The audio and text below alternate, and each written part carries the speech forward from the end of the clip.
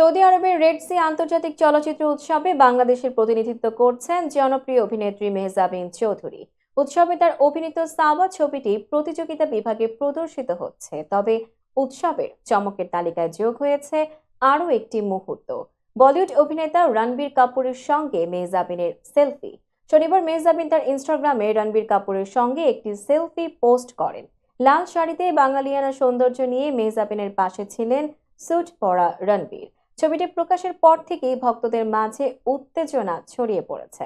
এর আগে মেহজাবিনকে হলিউড তারকা উইল স্মিথ এবং ব্রিটিশ অভিনেত্রী এমিলি ব্লান্টের সঙ্গেও দেখা গিয়েছিল।